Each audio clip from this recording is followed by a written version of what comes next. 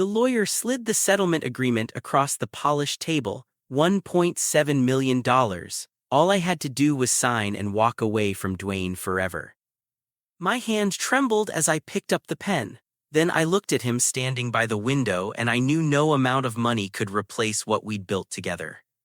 Please subscribe and hit the notification bell so you never miss these stories of love and second chances. The first time I saw Dwayne Harper was at a zoning board meeting in Worcester, Massachusetts, on a Thursday night in October. I'd been working as a municipal transit accessibility coordinator for almost 3 years by then, and these meetings had become part of my weekly routine. Usually they were painfully dull, filled with procedural language and minor parking disputes, but that night was different. Dwayne walked into the council chamber wearing a navy suit that looked like it cost more than my monthly rent. He carried a leather portfolio under one arm and moved with the kind of easy confidence that suggested he'd been in rooms like this 1,000 times before. I watched him take a seat in the front row directly across from where I sat with the other city staff. He was there to present a proposal for a new mixed-use development downtown. Some private equity venture aimed at revitalizing a neglected block near the Common.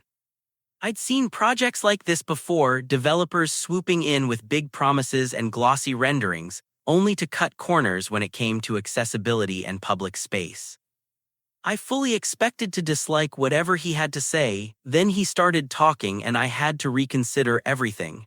Dwayne's presentation was thorough and thoughtful. He addressed transit connections, pedestrian pathways, and universal design principles without anyone having to prompt him. He'd clearly done his homework. When one of the board members asked about wheelchair access to the planned public plaza, Dwayne didn't just have an answer. He had blueprints showing 3 separate entry points and tactile paving throughout. I found myself leaning forward, genuinely interested. After the meeting adjourned, I lingered near the back of the room, packing up my notes slowly. I told myself I was just being thorough, but really I wanted another look at those plans. Dwayne was standing by the presentation screen, talking with 2 board members. When they finally walked away, I approached him. "That was a solid proposal," I said, extending my hand. "I'm Sawyer Brennan, Accessibility Coordinator for the city." He shook my hand firmly, his grip warm. "Dwayne Harper, thanks. I appreciate that, especially coming from someone who actually knows what they're talking about." His smile was disarming, the kind that reached his eyes. We talked for 20 minutes about curb cuts and ramp grades and the inadequacy of most developers when it came to ADA compliance. It should have been dry, technical conversation, but somehow it wasn't. Dwayne listened like he genuinely cared about what I had to say. He asked smart questions. He made notes on his tablet. When we finally said goodnight, he hesitated for just a moment. "Would you be open to consulting on this project? Unofficially, I mean, I'd value your input." I should have said no. There were protocols and procedures, potential conflicts of interest, but instead I heard myself say, "Sure, let me give you my number." That was how it started. Over the next few weeks, Dwayne and I met several times to discuss his development plans. We'd grab coffee at a place on Highland Street or walk through the proposed site on Franklin Street. He was easy to talk to, thoughtful and curious. He asked about my work, my background, what had brought me to Worcester. I told him I'd grown up in Holden, just outside the city, and had studied urban planning at UMass Amherst. After graduation, I'd spent a couple years working for a nonprofit in Springfield before landing this job. It wasn't glamorous, but it mattered to me. Making cities more accessible, more inclusive, felt like work worth doing.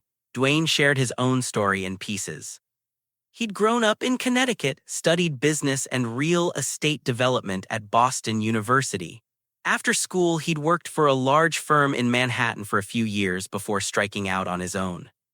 He specialized in what he called adaptive reuse projects, taking older buildings and transforming them into something new while preserving their character. "There's something satisfying about it," he said one afternoon as we walked past the old textile mills along the canal.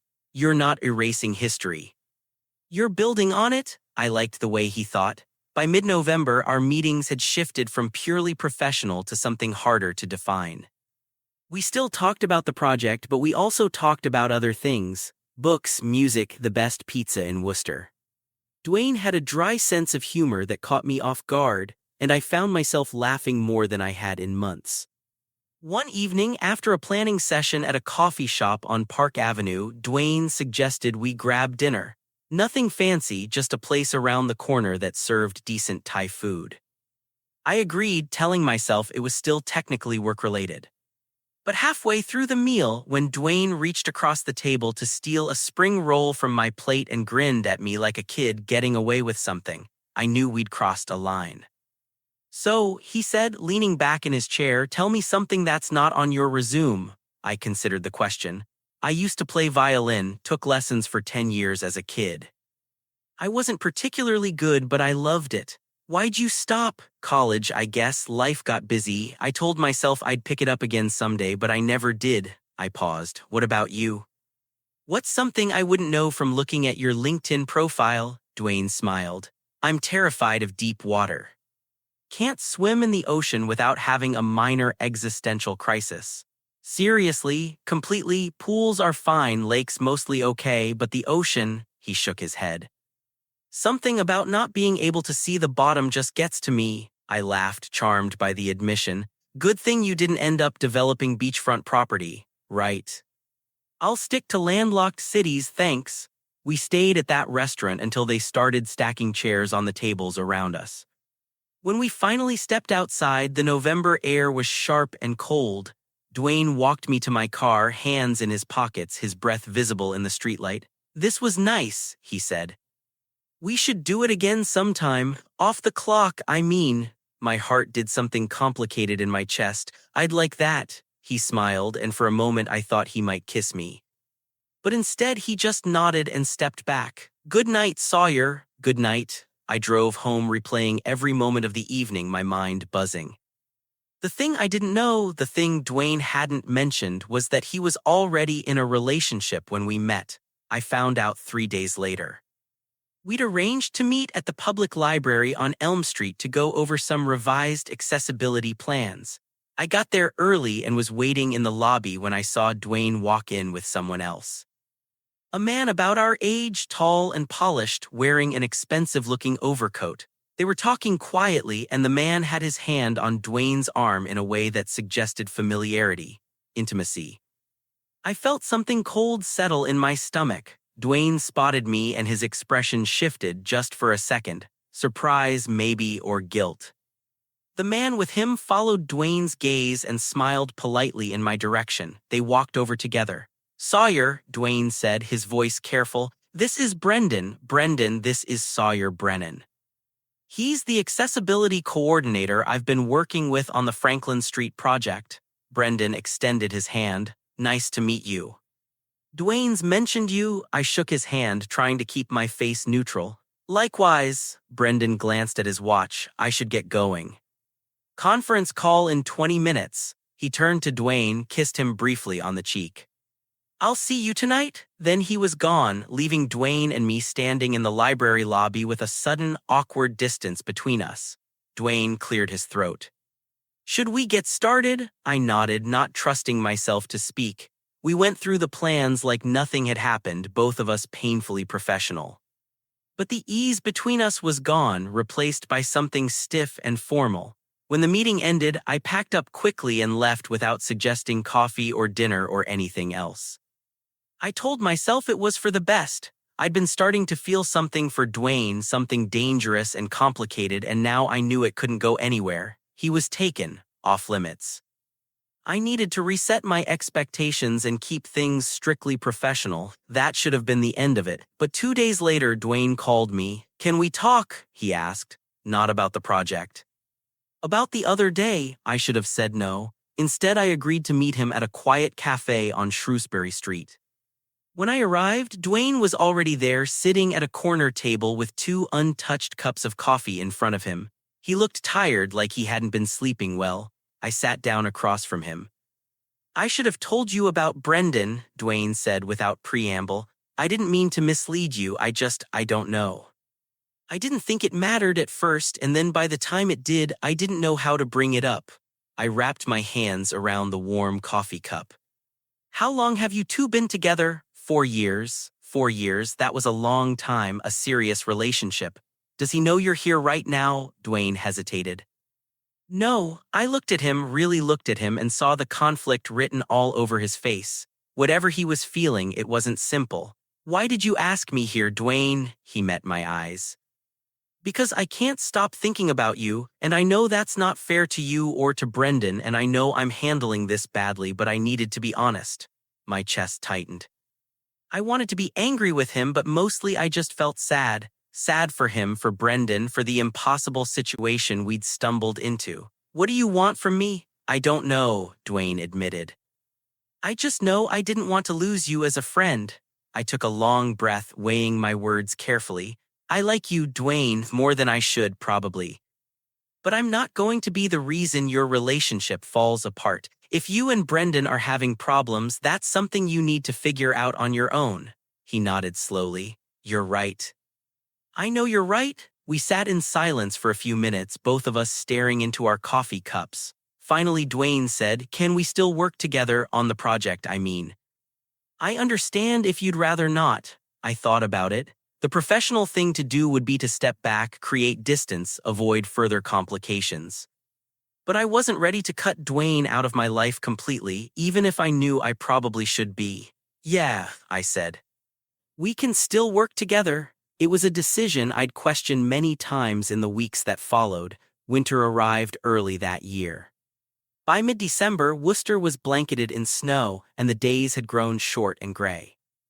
Dwayne and I continued meeting to discuss the Franklin Street project, but we were careful now, both of us keeping a respectful distance. We didn't go out to dinner. We didn't linger over coffee.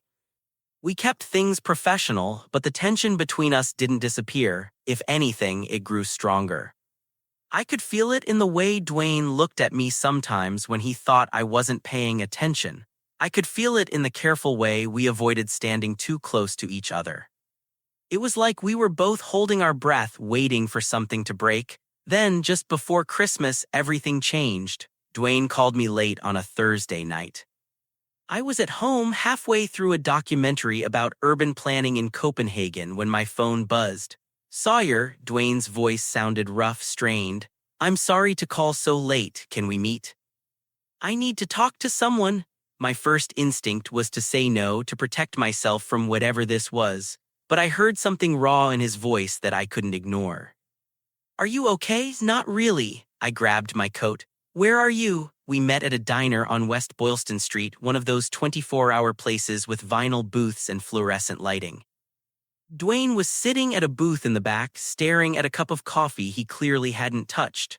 When I slid in across from him, he looked up and I saw that his eyes were red.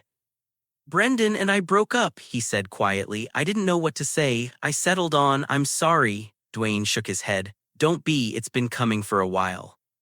We've been holding on to something that stopped working months ago, maybe longer. He rubbed his face. We had a fight tonight, a bad one, not yelling or anything dramatic, just honest. We finally said all the things we'd been avoiding. What things? That we want different futures, that we've grown apart. That we're staying together out of habit more than anything else. Dwayne looked at me, his expression raw. He asked me if there was someone else. I told him no, but I think he knew I was lying. My stomach twisted. Dwayne, I didn't cheat on him, Dwayne said quickly. I wouldn't do that. But I couldn't deny that I've been feeling things I shouldn't, for someone I can't have. The air between us felt charged, dangerous. You can have a life after this, I said carefully.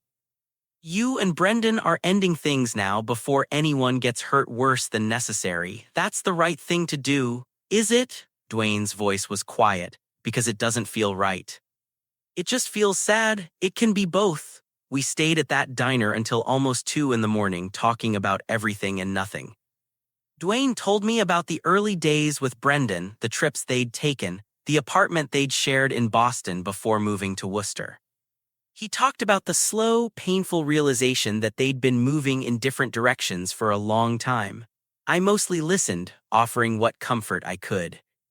When we finally left, the streets were empty and silent, covered in fresh snow. Dwayne walked me to my car and stood there for a moment, hands in his pockets, his breath clouding in the cold air. "Thank you," he said, "for listening, for not judging me." "I'm not in a position to judge anyone," I said honestly. He smiled just a little. "Good night, Sawyer, good night." I drove home through the quiet streets, my mind racing. Dwayne was single now, the obstacle that had kept us apart was gone. But I knew better than to rush into anything. He needed time to heal, to process the end of a 4-year relationship. And I needed to be sure that what I felt for him was real, not just the thrill of something forbidden finally becoming possible. So I waited. We didn't see each other over the holidays. Dwayne went to visit family in Connecticut, and I spent Christmas with my parents in Holden. We texted occasionally, brief messages about nothing important. I could feel both of us being careful, giving each other space. January arrived cold and gray. The Franklin Street project moved into its next phase, which meant more meetings and site visits.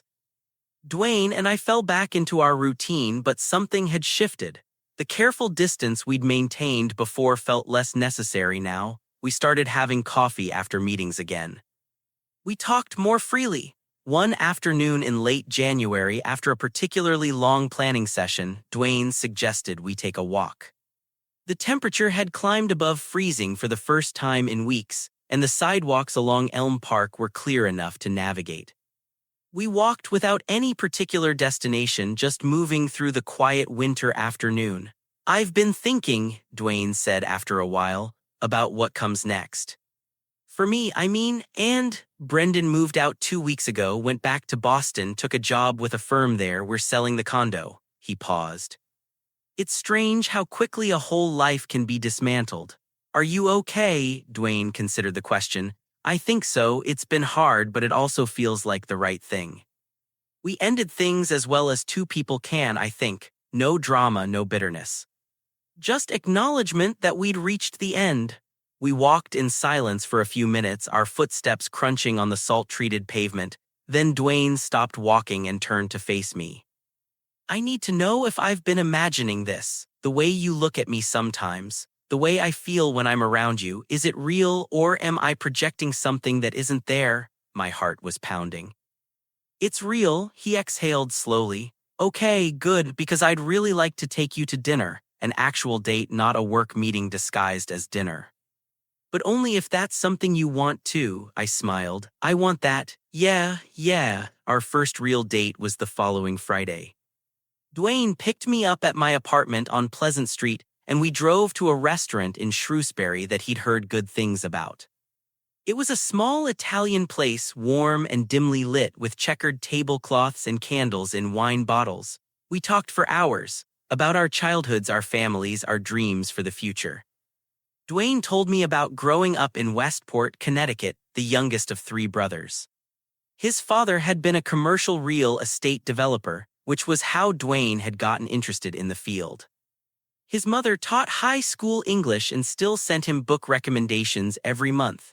I told him about growing up in Holden, about my parents who still lived in the same house I'd grown up in. My dad worked for the state highway department. My mom was a substitute teacher. I had one sister, younger by 3 years, who lived in Portland now and worked as a physical therapist. "Do they know you're gay?" Dwayne asked gently. "Yeah, I came out when I was in college. It took them a little time to adjust, but they came around. They're good people." I paused. "What about your family?" "They know. My brothers have always been supportive. My parents took a little longer, but they got there eventually." Dwayne smiled. "My mom asks about my love life every time we talk. She's going to be thrilled when I tell her I'm seeing someone." "Are you seeing someone?" Dwayne reached across the table and took my hand. "I'd like to be, if you're willing to give this a chance." I laced my fingers through his. "I'm willing." We left the restaurant and drove back to Worcester, neither of us ready for the evening to end. Dwayne parked near Elm Park and we walked through the quiet streets, talking and laughing. When we finally stopped in front of my building, Dwayne turned to me with a question in his eyes. I answered it by kissing him. It was gentle at first, tentative, both of us testing the waters. Then Dwayne's hand came up to cup my face and the kiss deepened, becoming something more certain. When we finally pulled apart, we were both breathing hard. "I should go," Dwayne said, though he made no move to leave. "You should," I agreed, not letting go of his coat. He kissed me again, slower this time. "Good night, Sawyer." "Good night." I watched him drive away, then floated up to my apartment, feeling like I'd just stepped into a different life. The next few months were some of the happiest I could remember. Dwayne and I fell into an easy rhythm, balancing our professional collaboration with our growing personal relationship. We were careful to maintain appropriate boundaries during work meetings, but outside of those, we spent nearly all our free time together. Dwayne's development project moved forward, receiving final approval from the zoning board in March. Construction was set to begin in late spring. I continued my work with the city, focusing on accessibility improvements to the public transit system. On weekends, we explored Worcester together, finding hidden corners of the city I'd never noticed despite living there for years. Dwayne had a way of seeing potential in overlooked places. He'd point out architectural details on old buildings. "Imagine what a neglected park could become with the right investment." "You see the world differently than most people," I told him one Saturday afternoon as we walked through Hadwin Park. "How do you mean, you see what things could be, not just what they are?" Dwayne smiled. "Is that a good thing?" "I think so." It's hopeful. By May, we'd settled into something that felt remarkably stable. Dwayne spent most nights at my apartment, though he still maintained his own place across town. We talked about moving in together eventually, but neither of us was in a rush. We were content to let things unfold naturally. Then Dwayne's father had a heart attack. The call came on a Wednesday evening. We were making dinner together, arguing good-naturedly about the correct way to prepare pasta when Dwayne's phone rang. I watched his expression change as he listened to whoever was on the other end. "I'll be there as soon as I can," he said, his voice tight. "Tell Mom I'm on my way." He hung up and turned to me, his face pale. "My dad's in the hospital. They think it was a heart attack. I need to get to Connecticut." "Of course." "I'll drive you." "You don't have to." "I'm driving you," I said firmly. We threw some clothes in a bag and were on the road within 20 minutes. The drive to Westport took almost 2.5 hours. Dwayne spent most of it on the phone, talking to his brothers, getting updates from his mother. I kept my hand on his knee, offering what silent support I could. When we arrived at the hospital, Dwayne's mother and brothers were in the cardiac ICU waiting room. His mother, a petite woman with Dwayne's same dark eyes, hugged him tightly. His brothers, both older and broader than Dwayne, stood nearby looking worried and exhausted. Dwayne introduced me briefly. "This is Sawyer, my partner." It was the first time he'd used that word, and despite the circumstances, it made my heart swell. His mother took my hand. "Thank you for bringing him." Dwayne's father survived the heart attack, but it was serious. He needed bypass surgery, followed by weeks of recovery and rehabilitation. Dwayne stayed in Connecticut for almost a month, camping out at his parents' house, helping his mother manage doctor's appointments and insurance paperwork. I drove down every weekend to be with him. During the week, we talked on the phone every night, long conversations that ranged from updates about his father's condition to plans for the future. "I've been thinking," Dwayne said one night in early June, "about what really matters. Life's too short to waste time on things that don't." "What are you saying?" "I'm saying I love you, Sawyer. I know we haven't been together that long, but I'm sure I love you." I closed my eyes, feeling the weight and warmth of those words. "I love you too." When Dwayne finally returned to Worcester in late June, his father was out of the hospital and recovering well. We celebrated with dinner at the Thai place where we'd had our first not-quite-a-date back in November. It felt like coming full circle. "I missed this," Dwayne said, stealing food from my plate like he always did. "I missed you. I missed you too." Everything felt right. We were building something real together, something that could last. I should have known it couldn't stay that simple. The trouble started in August. Dwayne's Franklin Street development was nearing completion. It looked beautiful, exactly as he'd envisioned it, a blend of old and new, accessible and thoughtfully designed. The project had drawn attention from other developers and city officials. Dwayne's reputation was growing. Then one afternoon, Dwayne's phone rang while we were having lunch at a cafe on Park Avenue. He glanced at the screen and frowned. "I need to take this," he said, stepping outside. He was gone for almost 15 minutes. When he came back, his expression was troubled. "Everything okay?" I asked. Dwayne sat down slowly. "That was Brendan." I felt something cold settle in my chest. "Okay, he wants to talk. Says it's important about a business matter." Dwayne ran his hand through his hair. "We invested in a property together 2 years ago before things fell apart. I'd honestly forgotten about it." "What kind of property?" "A small commercial building in Boston. We were planning to renovate it and flip it, but the project got delayed and then we broke up and it just sat there." Dwayne looked uncomfortable. "Apparently someone's made an offer on it." "A good offer, but we both have to agree to sell." "So sell it." "Why is that a problem?" "It's not really, it's just Brendan wants to meet in person to discuss it. He's coming to Worcester next week." I tried to keep my face neutral. "Okay." Dwayne reached across the table and took my hand. "It's just a business meeting, Sawyer." That's all. I wanted to believe him. I did believe him, but I couldn't shake the uneasy feeling that settled in my stomach. Brendan arrived in Worcester on a Tuesday afternoon. Dwayne met him at a coffee shop downtown and I went to work like it was any other day. I told myself I was being ridiculous, that I had nothing to worry about. Dwayne called me that evening. "How was your day?" "Fine. How was your meeting?" "Quick. We signed some paperwork, agreed to accept the offer on the building. The whole thing took maybe 45 minutes. He paused. "Brendan asked about you. What did you tell him?" "That we're together, that I'm happy." Dwayne's voice was soft. "Because I am, Sawyer, incredibly happy." I exhaled slowly. "I'm happy too." "Good. I'll see you tonight." "Yeah, I'll pick up dinner." I should have let it go after that. The meeting was done, the business concluded. But something nagged at me, a question I couldn't quite articulate. 2 days later, I found out what it was. I was at City Hall for a budget meeting when I ran into Bradley Newhall, a city councilman I'd worked with on several transit projects. He stopped me in the hallway. "Hey Sawyer, quick question. That developer you've been working with, Dwayne Harper, is he related to Harper Development Group out of Greenwich?" My stomach dropped. "I don't know." "Why?" Bradley pulled out his phone and showed me an article. I was doing some research on potential investors for the Downtown Revitalization Initiative and came across this. Fourth paragraph? I read the paragraph he indicated. It was about Harper Development Group, a major real estate firm founded by Marcus Harper in 1985. The company had holdings throughout New England and New York worth an estimated $300 million. Marcus Harper had 3 sons, all of whom worked in real estate development. The youngest, Dwayne Harper, had recently started his own boutique firm specializing in adaptive reuse projects. I handed the phone back to Bradley, my mind reeling.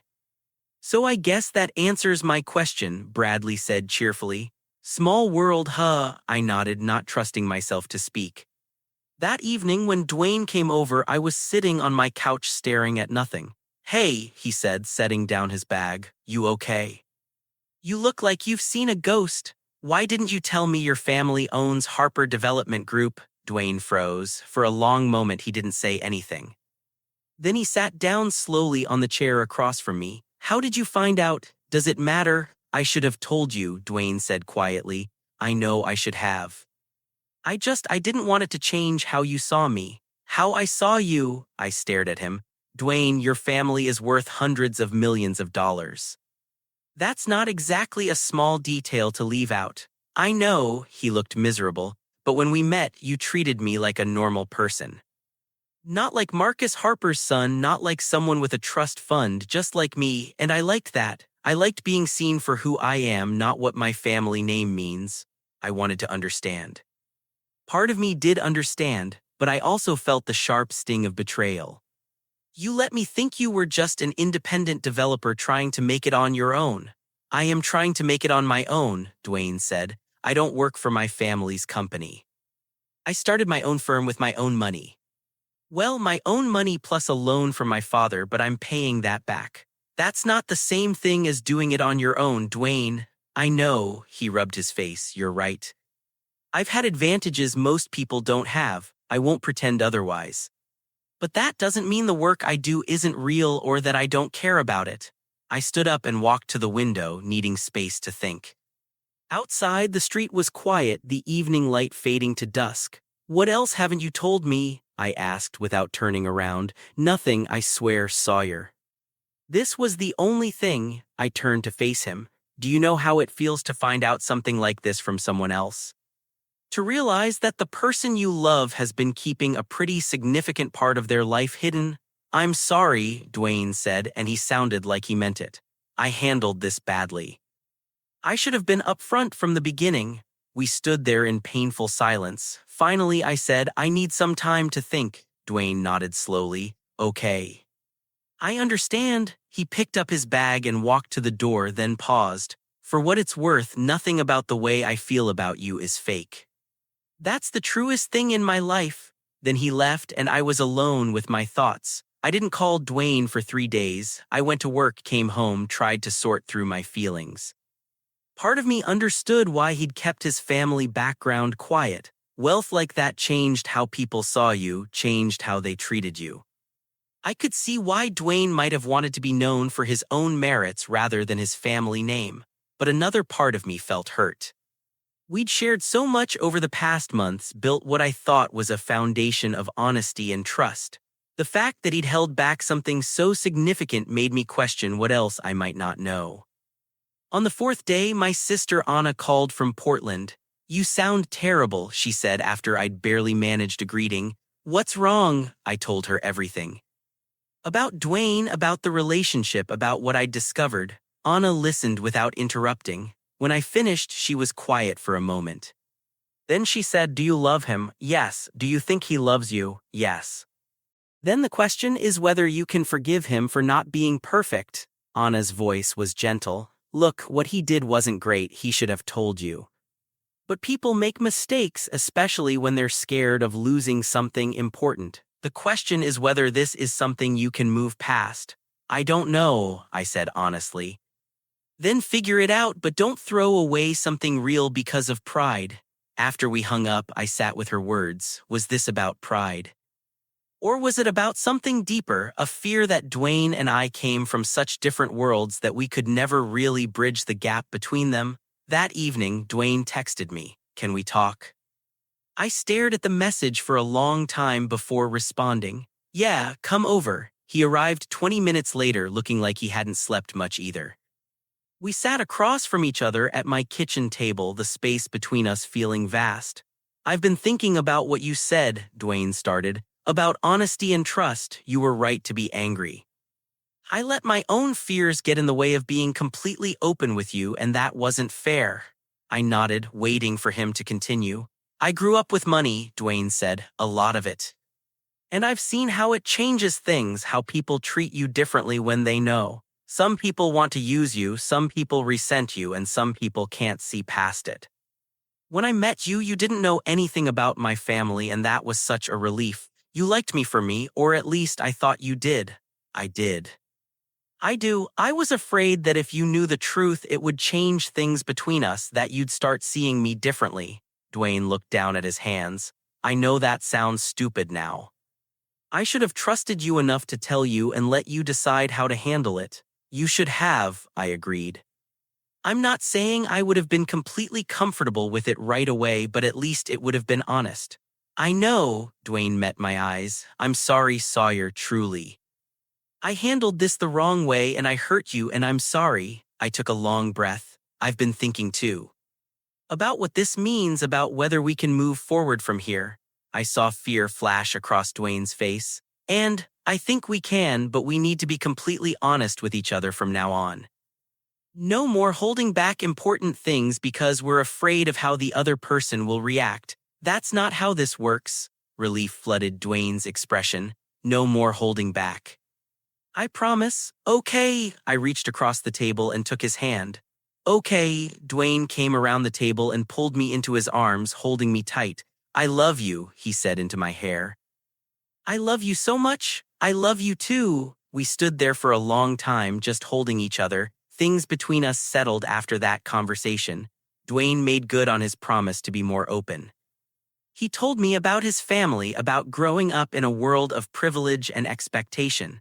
He introduced me to his brothers over video calls. He invited me to visit his parents in Connecticut once his father was fully recovered. I met Marcus and Alina Harper on a sunny Saturday in September. Their home in Westport was exactly what I expected. Beautiful, elegant, tastefully understated in the way that only truly expensive things can be. But Marcus and Alina themselves were warmer than I'd anticipated. Alina hugged me when we arrived. "Dwayne's told us so much about you." "I'm so glad to finally meet you." Marcus shook my hand firmly. He looked older than I'd expected, still recovering from his heart attack, but his eyes were sharp and kind.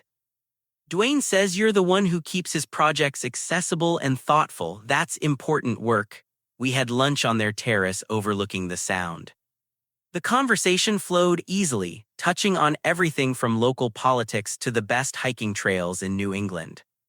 Dwayne's brothers, Maxwell and Christopher, joined us with their respective partners. Everyone was welcoming and genuinely interested in getting to know me. On the drive back to Worcester, Dwayne reached over and took my hand. "Thank you for coming. I know meeting the family can be intimidating." "They're lovely," I said honestly. "Your mom kept asking when we're going to visit again." Dwayne smiled. "She likes you, they all do. I like them too." By October, the Franklin Street development was complete. The city held a ribbon-cutting ceremony on a crisp autumn afternoon. Local officials gave speeches about revitalization and community investment. Dwayne stood beside the mayor, looking proud and a little nervous as he talked about the project's vision. I watched from the crowd, my heart swelling with pride. After the ceremony, as people milled around the new plaza admiring the accessible design and thoughtful landscaping, Dwayne found me. "So," he asked, "what do you think?" I looked around at the space he'd created. Families were already exploring the playground. Seniors sat on benches in the sun. A teenager in a wheelchair navigated the perfectly graded paths without assistance. "I think it's beautiful," I said. "You did something really good here." Dwayne's smile was radiant. "We did something good. I couldn't have done it without your input. You would have figured it out, maybe, but it wouldn't have been as good." He took my hand, not caring who might see. "Thank you for believing in this, for believing in me." Everything should have been perfect after that. We were happy, committed, building a life together. Dwayne's business was thriving. My work with the city was going well. We'd started talking seriously about moving in together, looking at apartments that could accommodate both our needs. Then in November, everything fell apart. It started with a phone call. I was at work when my cell rang, an unknown number. I almost didn't answer, but something made me pick up. "Is this Sawyer Brennan?" The voice was professional, female. "Yes, who's calling?" "This is Patricia Montgomery from Montgomery and Associates. I'm calling on behalf of Brendan Cole." My stomach dropped. "Okay, Mr. Cole asked me to reach out to you regarding a sensitive matter. Would you be available to meet at our office tomorrow afternoon?" "What is this about?" "I'd prefer to discuss it in person if that's acceptable to you." "Would 2 o'clock work?" Against my better judgment, I agreed. The law office was in a sleek building downtown. Patricia Montgomery met me in a conference room, a stack of folders in front of her. She was in her 50s, impeccably dressed, with the kind of neutral expression that probably came from years of delivering difficult news. "Thank you for coming, Mr. Brennan," she said, gesturing for me to sit. "I'll get right to the point. My client, Brendan Cole, has filed a civil suit against Dwayne Harper regarding the sale of a jointly owned property in Boston." I blinked. "I don't understand." "Dwayne said they'd already agreed to sell." "They did. However, Mr. Cole contends that Mr. Harper misrepresented certain financial aspects of the property during their relationship, which led to Mr. Cole investing significantly more than he otherwise would have." She slid a document across the table. "He's seeking damages in the amount of $1.7 million. I stared at the paper, the numbers swimming before my eyes. "What does this have to do with me, Mr. Cole believes you may have information relevant to the case, specifically communications or conversations with Mr. Harper regarding his financial status and business practices. I'm not testifying against Dwayne, I said immediately. Patricia Montgomery's expression didn't change. That's your prerogative, of course. However, you should know that you may be subpoenaed regardless. Additionally, Mr. Cole wanted me to convey an offer to you directly. What kind of offer? She pulled out another document. Mr. Cole is prepared to drop the suit entirely and walk away from the property dispute if you agree to end your relationship with Mr. Harper. In exchange, he's offering you a settlement of $1.7 million. For a moment, I couldn't breathe. He's offering to pay me to break up with Dwayne? That's a rather blunt way to put it, but essentially, yes. I stood up so fast my chair scraped against the floor. Tell Mr. Cole that he can take his money and his lawsuit and go straight to hell. Mr. Brennan, I understand you're upset, but I'd encourage you to take some time to think about this. There's nothing to think about. I'm not for sale and neither is my relationship. I walked out of that office shaking with rage. When I got home, I called Dwayne immediately and told him everything.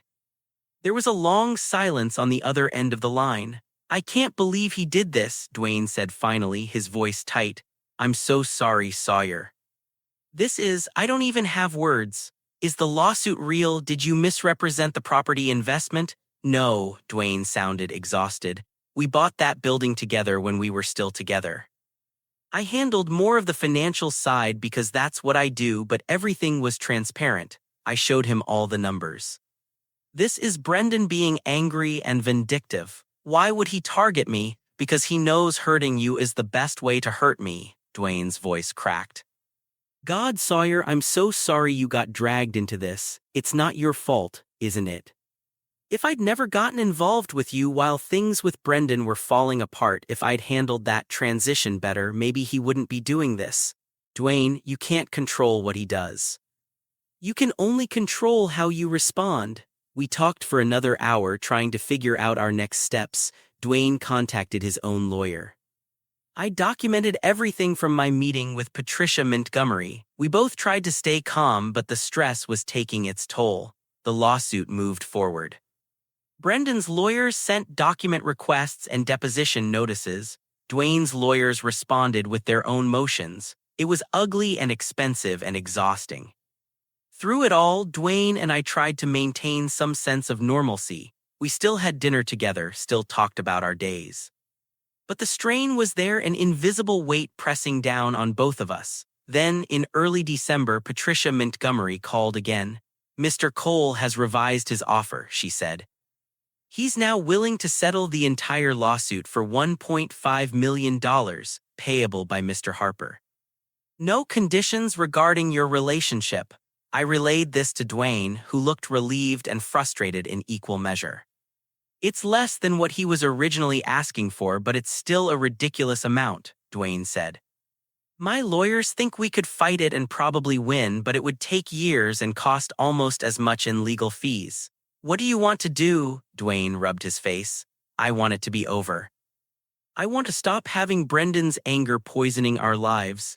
Then settle it. It's a lot of money, Sawyer. I looked at him. Do you have it? Yes. Between my savings and my trust fund, I can cover it without destroying my business. But it feels like letting him win. Sometimes the smart thing to do is walk away from a fight you don't need to have, I said gently. Brendan's not going to stop being angry whether you pay him or not, but at least this way he'll be angry somewhere else and we can move on with our lives. Dwayne considered this. You're right. Okay, I'll tell my lawyers to accept the settlement. The paperwork was finalized 3 weeks later.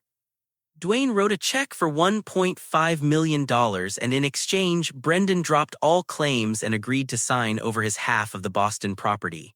It was done. We should have celebrated.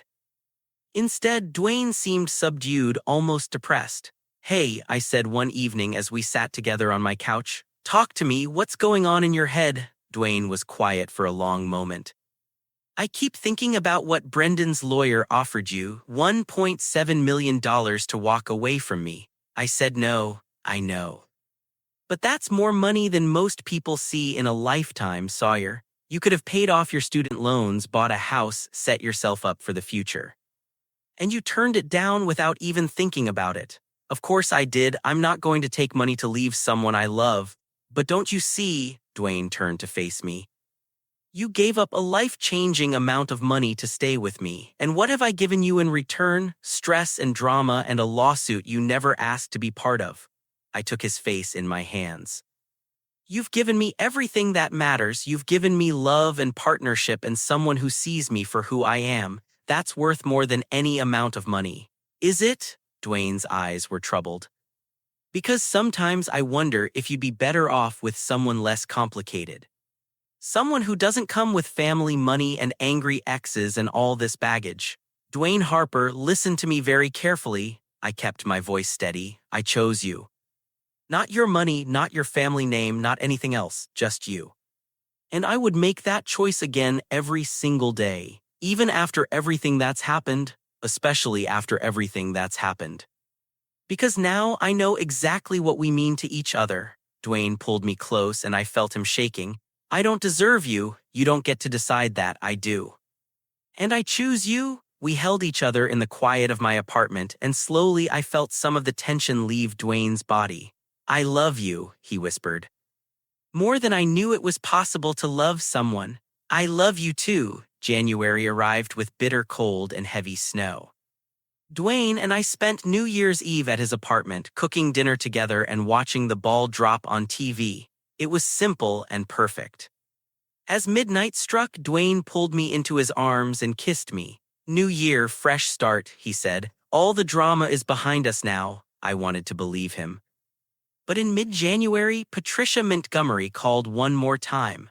Mr. Brennan, I wanted to inform you personally that Mr. Cole has decided to reopen settlement discussions. He's prepared to offer you the full $1.7 million, no strings attached. As a gesture of apology for the distress this situation has caused you, I was so stunned I almost dropped my phone. What? He recognizes that you were an innocent party who got caught up in his dispute with Mr. Harper. He'd like to make amends. The only condition is that you sign a non-disclosure agreement regarding the lawsuit and settlement. I don't want his money, Mr. Brennan. This is a significant offer. I'd encourage you to take at least 24 hours to consider it before making a final decision. Fine, I'll think about it. I hung up and immediately called Dwayne. This doesn't make any sense, Dwayne said after I explained. Why would Brendan suddenly want to give you money with no conditions? I don't know. Maybe he really does feel bad, or maybe it's a trap of some kind, another attempt to drive a wedge between us. We talked it over for hours, examining every angle. Finally, Dwayne said, it's your decision, Sawyer. If you want to take the money, I'll support you. God knows you've earned it after everything you've been put through. I thought about it all night. $1.7 million, enough to change my entire life, enough to never have to worry about money again. But every time I tried to imagine accepting it, I felt wrong. Like I'd be selling out something important even if Brendan wasn't explicitly asking me to leave Dwayne anymore. The next morning, I called Patricia Montgomery. I'm declining the offer, I said. Mr. Brennan, are you certain? This is a substantial amount of money. I'm certain. Tell Mr. Cole thank you, but no. May I ask why? I thought about it, because I don't want anything from him. I don't want his money or his apology. I just want him out of our lives completely. And the best way to ensure that is to owe him nothing. There was a pause. I respect that decision, Mr. Brennan. I'll convey your response to my client. When I told Dwayne what I'd done, he looked at me like I'd just performed a miracle. You really turned down $1.7 million, he said slowly. I really did. Why? I pulled him close. Because you're all I need, not your money, not Brendan's money, not anyone's money, just you. Dwayne kissed me, deep and grateful and full of love. I want to marry you, he said when we finally pulled apart. I know it's fast, I know we haven't been together that long, but I'm sure. I want to build a life with you, officially and permanently. My heart was pounding. Are you proposing? Not yet. I want to do it properly with a ring and a plan and all the things you deserve. But I'm telling you my intentions when I ask. I want you to know it's real. I smiled through sudden tears. When you ask, the answer will be yes. Spring came early that year. By March, the snow had melted and green things were starting to push through the cold earth. Dwayne's business was thriving. He'd been approached about several new projects, including one in Providence that would be his biggest undertaking yet. We finally moved in together, finding a spacious apartment in a converted mill building near Elm Park. It had high ceilings and big windows and enough room for both of us to work from home when needed. Dwayne hired movers for his things, and my sister drove up from Portland to help me pack. "He's good for you," Anna said as we wrapped dishes in newspaper. "I've never seen you this happy." "I've never been this happy," I admitted. On a Saturday in late April, Dwayne took me hiking at Purgatory Chasm. It was one of those perfect spring days, all blue sky and mild temperatures. We climbed through the rocky terrain, talking and laughing, just enjoying being together. When we reached a quiet overlook, Dwayne stopped and turned to face me. He pulled a small box from his jacket pocket. "Sawyer Brennan," he said, his voice steady despite the emotion in his eyes. "You refused $1 million because my presence was all you needed. You've shown me what it means to love someone completely without conditions or reservations. You've made me better, happier, more myself than I've ever been. Will you marry me?" He opened the box, revealing a simple platinum band. I didn't even have to think about it. "Yes." Dwayne slipped the ring onto my finger and kissed me, and I felt the last piece of my life click into place. We got married 6 months later in October at a small ceremony in Worcester with just our families and closest friends. Dwayne's mother cried. My sister gave a toast about finding someone worth more than money. Marcus Harper shook my hand and welcomed me to the family. Standing there with Dwayne, exchanging vows in front of the people we loved most, I thought about everything we'd been through. The complications and the drama, the mistakes and the misunderstandings, the $1 million offer I'd refused without a second thought. None of it mattered now. All that mattered was the man standing in front of me, promising to love me for the rest of our lives. "I love you," Dwayne whispered as we kissed for the first time as husbands. "I love you too," I whispered back. "You're all I'll ever need," and I meant it with my whole heart. We honeymooned in Maine, spending 2 weeks exploring the coast and eating lobster and making plans for our future.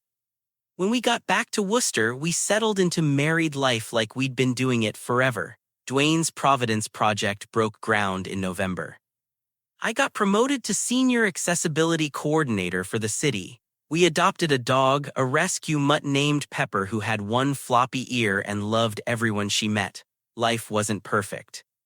We argued sometimes about small things like whose turn it was to do dishes or whether we really needed to attend another Harper family gathering, but we always worked through it.